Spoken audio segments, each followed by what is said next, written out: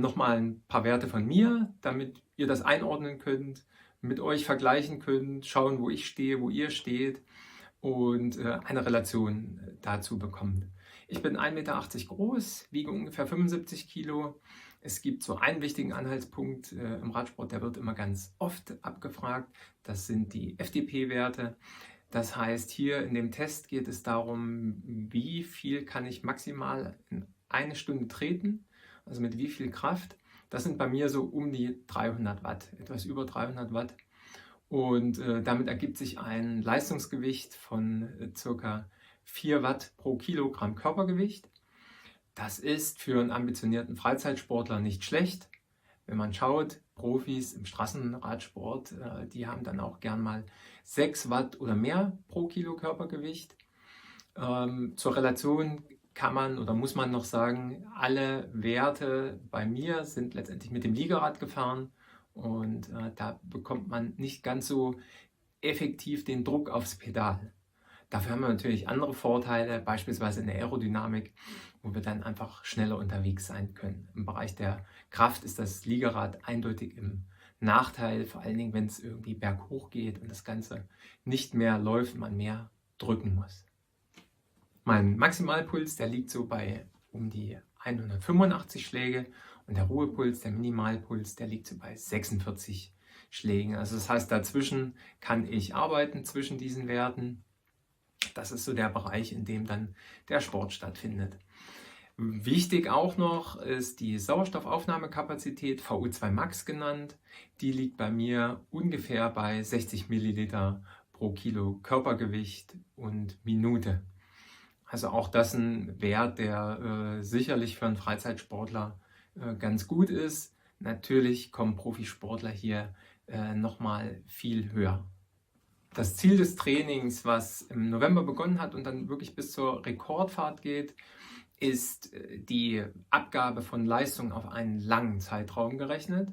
Also ich gehe davon aus, dass ich um die 30 Stunden unterwegs bin und hier versuche relativ ermüdungsfrei fahren zu können und dort eine mittlere Leistung erbringen kann. Ich gehe so davon aus, von meiner maximalen Stundenleistung kann ich vielleicht 50% treten. Also vielleicht, wenn es gut läuft, so 150, 160 Watt, die ich dort treten kann.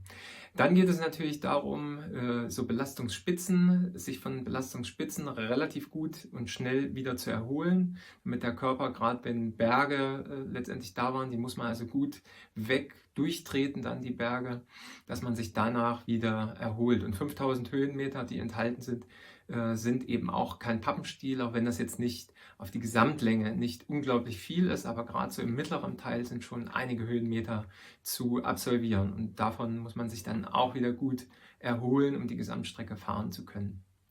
Also das ist ein wichtiges Ziel.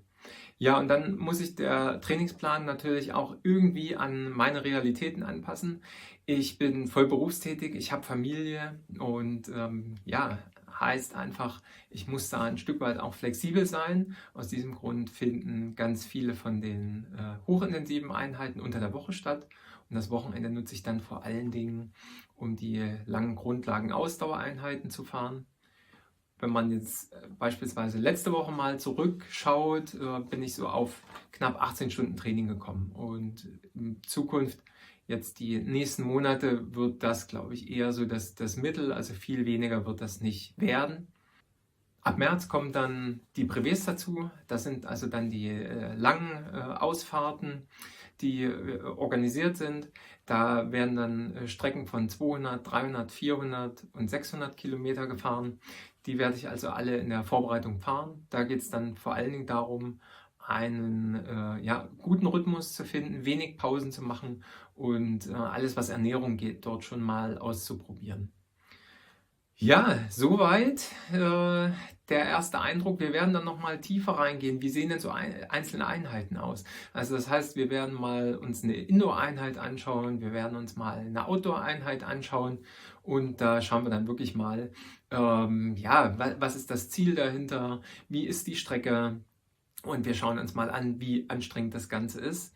Aber für heute soll es reichen. Ich sage Tschüss, bis dahin, euer Holger.